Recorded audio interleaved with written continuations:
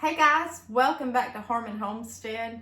Believe it or not, I'm actually inside and it's nighttime. So you can see I'm in front of one of my Christmas trees here. I've got them all through the house and I love decorating. I love any reason to celebrate any kind of holiday. I love it, but especially Christmas. That means something special to me and my husband because of the reason for the season, Jesus Christ. So I'm just sitting here enjoying this tonight, and that's why I'm not outside. I wanted to do a chicken scratch talk time. I wanted to just sit down and talk with you.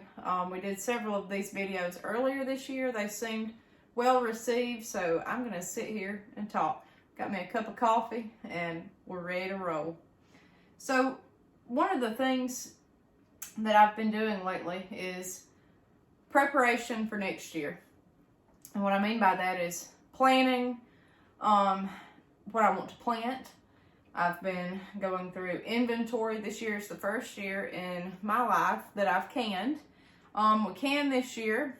We froze some vegetables. We've been prepping chicken coops for cooler weather, and right now it's December in Alabama and it was 74 degrees today, and we're in central Alabama, so had a huge heat wave come through, especially for this time of the year, and it's supposed to be 53 in 2 days is the high, and then back up to the mid 70s by the end of the week. So right now we're on a weather roller coaster. But anyways, back to what I was talking about. I've been going through everything and looking at my chickens and seeing what breeds I want next year and what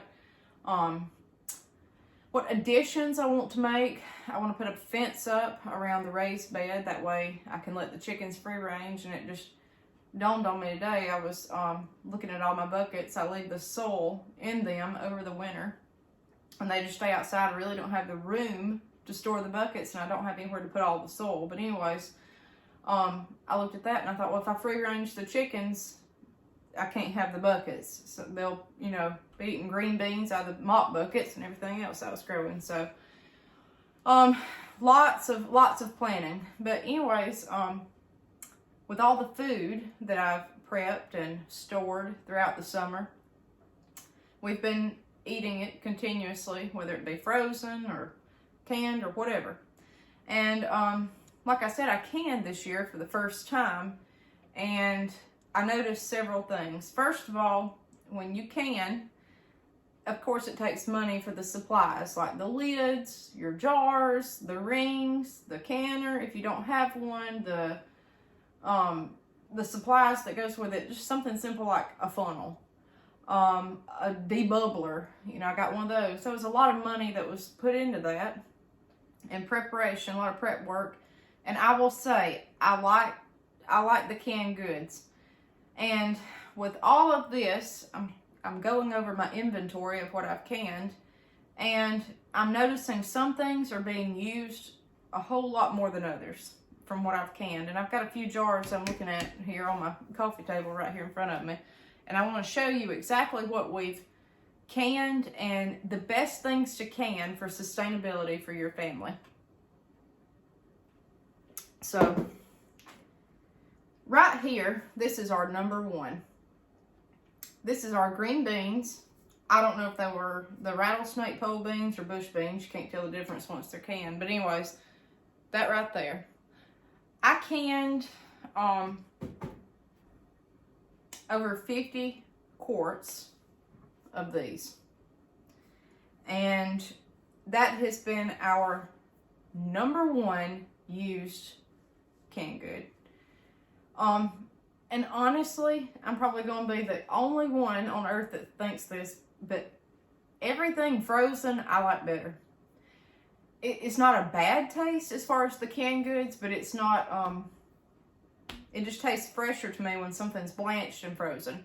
But the canned goods, the canning of the green beans, they're packed so tightly in this jar, which this one's actually, I've got a lot more liquid in it than the rest, but this one, it saves space instead of putting all this in a freezer bag, because that is so compacted. I mean, that's a lot of beans right there. So green beans, number one. You can take these to holiday functions. You can take them to church. If you have fellowship, you can take these to a lunch. You can take these to any kind of celebration. A pot of green beans. You can do that. You can make meals with this. You can have a meat, green beans, and a bread, and you've got a meal. This has been the easiest thing. You open it, throw it in a pot, and that's it. Like that, to me, green beans are where it's at. Easy. Easy peasy. That's number one for sustainability. They're nutrient dense. They're packed. You've got protein from the beans. And you can see in there, there's actually, some of the beans that were left in there. I mean, this is number one, okay? As far as just overall best. Ease of canning, sustainability, ease of growth. It's easy to grow a green bean, whether you grow bush beans or pole beans or whatever you do. Green beans are my number one. Okay. Probably my second easiest would be, and best would be this right here. I've got canned okra. This is our Alabama Red, and you can tell that the water that it's in, the liquid, actually has a little pinkish red tinge. It's hard to see with the lights with that Christmas tree. It's easy to can. It takes longer to can okra than green beans, I believe. I'd have to get my canning book back out, but it was very easy to do this. Now, I pressure can this okra, and what I do when I open it, I put it in a colander, I rinse it and drain it, and then I batter it and fry it. That will go a long way. So, but it takes so much okra to can. That's why I've got it in this jar compared to this one. So the benefits are starting to dwindle down. You can see it takes so much okra to put in one little jar. And then by the time you fry this up, this will go very quickly. Now, my husband does not like okra. He don't care for okra any way you cut it, anything, unless it is fried. Southern fried. He does not. He don't want it in a soup. He don't want it raw. He don't want it pickled. He doesn't want it any way you do it except fried. And that's fine, but kids are probably going to be the same way. I don't know. Me, I grew up only eating fried okra as a treat. And this right here, I can eat it raw, straight off the plant. I can eat it boiled, gumbo, any way you have it, pickled. I will eat it, love it. I could just eat this jar right now like it is, but my husband does not. So, but the okra will make a good side. It's just a little bit more hassle to fix it the way I'm having to do it, but it takes a lot of okra. So okra would be number 2 as far as vegetables to can. And the reason it's number 2 to me is because it's easy to can. And there's several different ways you can can it, and that's your preference, however you decide. Some people put vinegar over it, let that be it, or something. I don't know. I like to pressure can, especially a first-time canner this year. But it's so easy to grow if you live in a warm climate. This stuff, I've done videos. It's still out there right now, and we're in zone 8A, and it's December, and it's still green on the stalks, and it's not growing, but it's still, 2 weeks ago it was. Okra you can grow. It will grow. It doesn't take much. We didn't fertilize this except when we put it in the ground. We put a little fertilizer when we dug our little trench and dropped the seeds and covered it back up. That's it, done. You just have to make sure that it's warm enough outside when you plant it. Now this year I planted it when I planted my entire raised bed after Easter. I'm not doing that next year. I'm not doing it. I'm going to wait till it gets probably May, and then I'll plant maybe later May. At some point, it just gets too much. It's too tall. It's too much of a hassle. You just get discouraged by it, and you don't want to fool with it. Or at least that's me. So, probably going to wait this year because it's a hot weather crop. July, okra is happy. August, it's happy.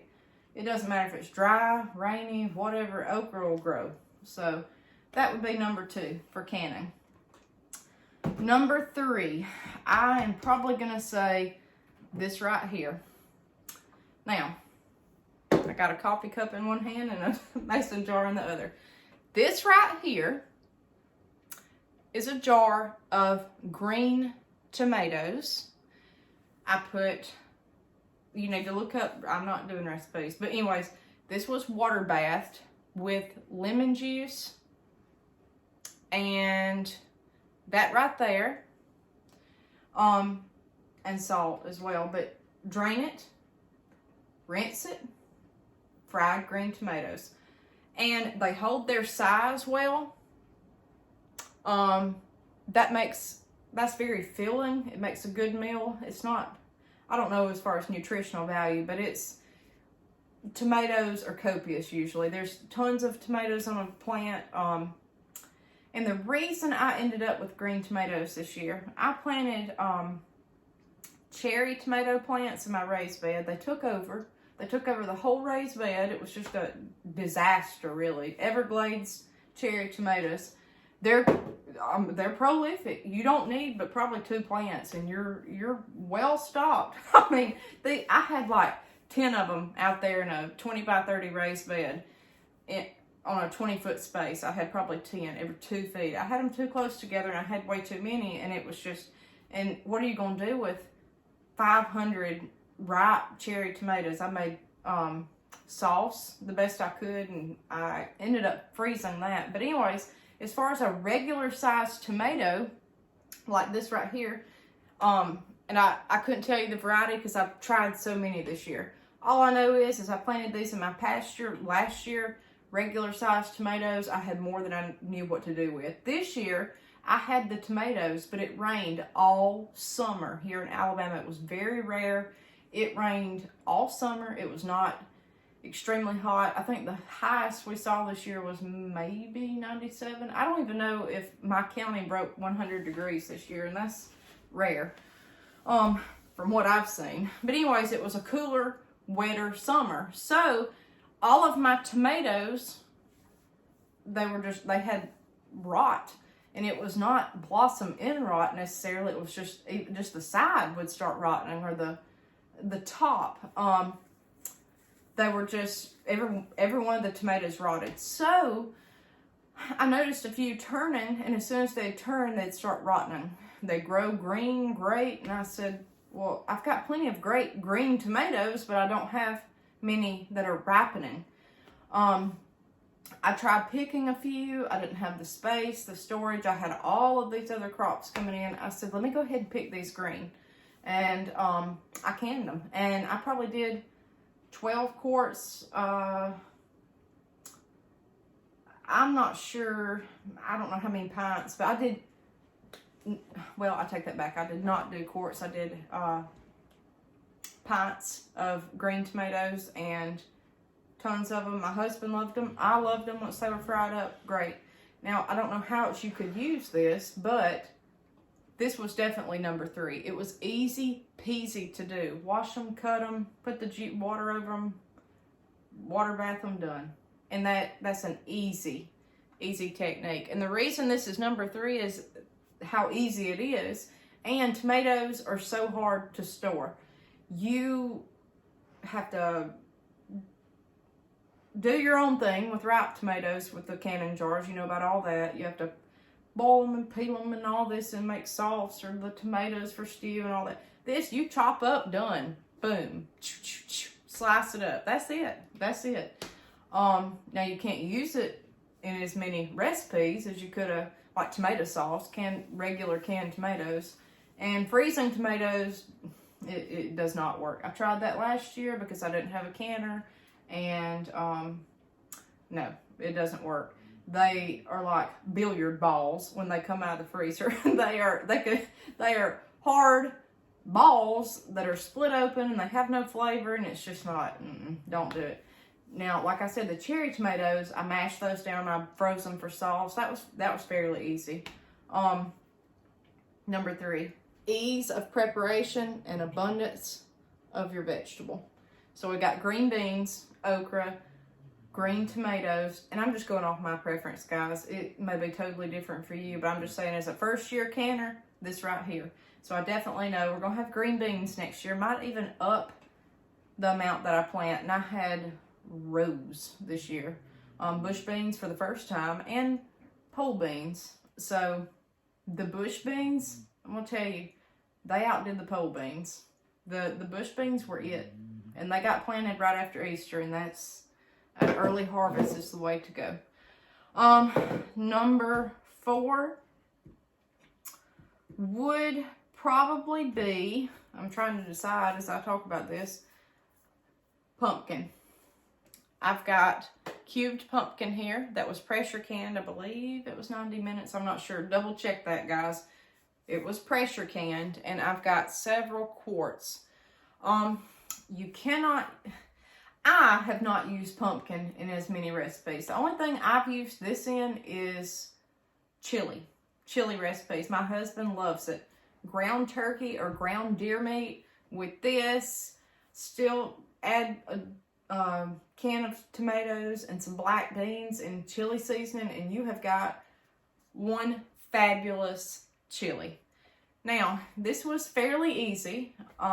We did the Cherokee bush pumpkins. They were awesome, guys. For fall, we planted regular pumpkins. We didn't have a one. In the spring, I planted Cherokee bush, and I got tons of little pumpkins. I probably got, I don't know, 6 to 8 pumpkins, but to me that was tons because I didn't think they were going to make it anyways. I tried them last year and they didn't. I keep trying to do these pumpkins in the fall, and they're just to have for decorations and food. It's just not, it's not working for us. And I'm planting them in my pasture garden. So the Cherokee bush pumpkin did great. It's small, so you don't have to fool with lugging a huge pumpkin. But it was actually, I'm going to say, like a small Halloween pumpkin at the store. It's not a pie pumpkin at all. You take the rind off, skin, flesh, whatever. You take the orange off, and you scoop out the insides, the seeds and the pulp, and then you just cube up the flesh, and that's it. You boil it for a few seconds, blanch it, and then go from there. So that was fairly easy. It's a little more time consuming. It's not like snapping beans and going. It's a little more time consuming, but not as many recipes. So that I want to try. Now, I know you can puree this and use it in breads and whatnot. I like the pumpkin in the stew. So on that factor alone, and it's so much of it, it did great. 1 quart was probably a third to a half of each pumpkin. When you split a pumpkin and just chop the pumpkin meat, it goes a long ways. And this has to be packed very loosely with water on top. You do not want this jam-packed in here like you do the green beans. You want this very loose to can pumpkin. You need to read on that because they say it can be very dangerous if you don't do it right. Of course, all of this can.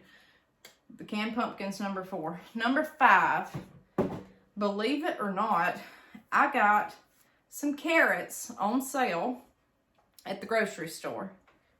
There's liquid in there, guys. I don't know if you can see it. I didn't want you to think I didn't have liquid in my jars. I peeled them, I chopped them, and I pressure canned them.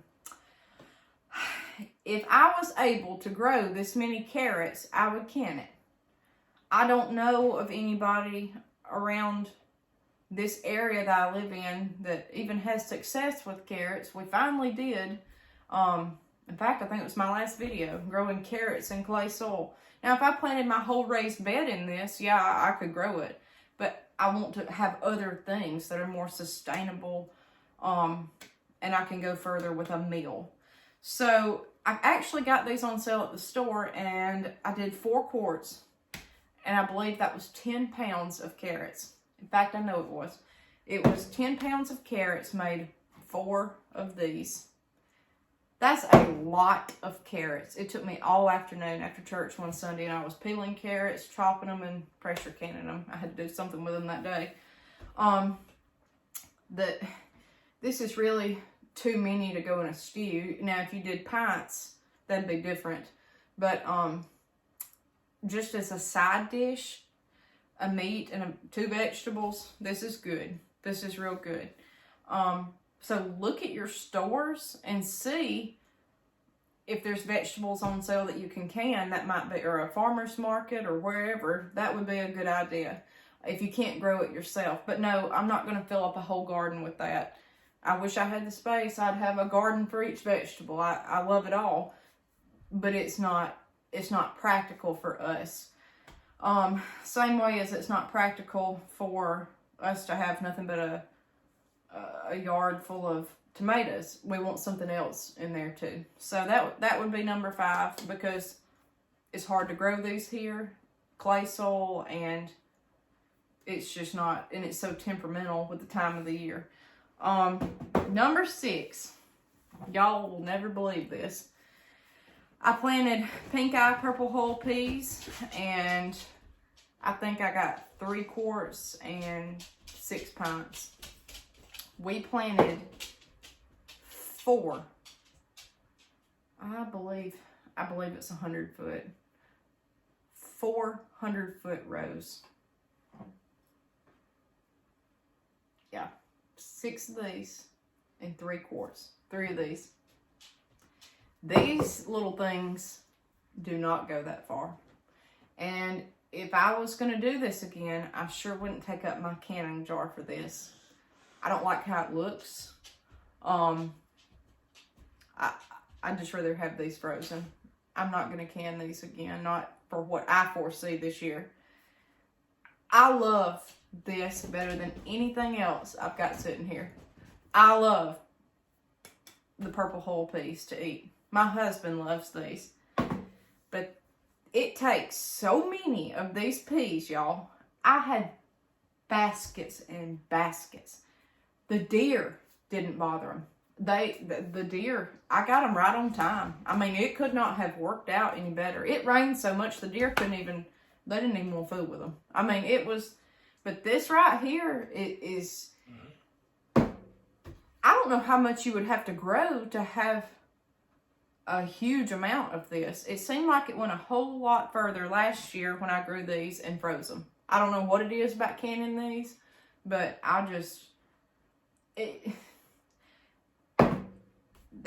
it's just not, there's so much more I could have grown in that space that I took up for these. Our pasture garden is 30 foot by 100 foot, and my husband said, well, maybe this year we just need to do peas and corn. Guys, these come from that. Everything on this table except the carrots come from that. Okra, for some reason, by the way, if deer can get to, if you live in Alabama, you better watch out, because deer love okra more than we ever thought about green beans or tomatoes. They're not going to fool with. They didn't touch a thing. They wanted the tomatoes more than these, the black-eyed peas. I mean, or pink-eyed, whatever, the peas. Field peas. They annihilated the okra. But I could have planted so much in that space that I took up for these. Out of 30 feet, I'm going to say there was at least 10 feet of width that was taken up for this, if not more, probably 12 feet of width in the garden. It's 30 by 100. That too much.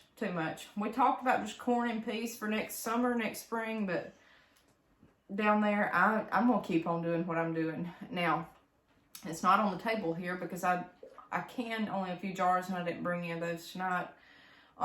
Corn. Don't can your corn. I don't do it. Don't do it. Freeze it. It's just easier to me. It's easier. Now, and I experimented with every little thing this year. I wanted to try canning it. And I had one batch that had a jar explode that did not want to do right. And corn it's like pumpkin. It takes so long to can. It's so much easier just to have it on the cob and freeze it, or either cut it off the cob and just have corn right there ready in the freezer. And the great thing about that is you can mash corn flat. Just mash it flat in your Ziploc bag and then put it in the freezer. That's it. It can take up less freezer space if you stack these together. You don't have to have a whole big bag, and you can save space with the corn if you cut it off. And I've used that corn in casseroles, soups, stews, whatever.